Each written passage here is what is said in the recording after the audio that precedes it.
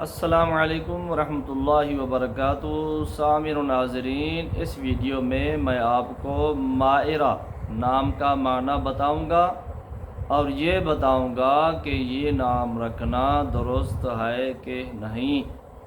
تو یاد رکھیں، مائرہ یہ لفظ مائر کا مؤنث ہے اور اس کے مختلف معانی آتے ہیں۔ نمبر 1، اس کا معنی ہے لوگوں میں دشمنی اور اختلاف کرانے والی، اور دوسرا معنی ہے اہل و عیال کے لیے خوراک وغیرہ کا انتظام کرنے والی، اور تیسرا اس کا معنی ہے کم عقل اور کم فہم۔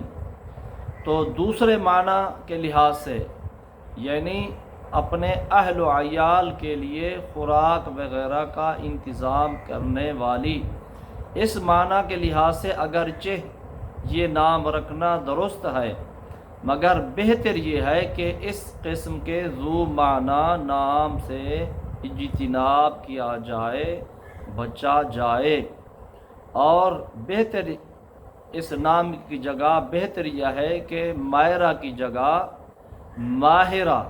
ماہرہ نام رکھا جا سکتا ہے۔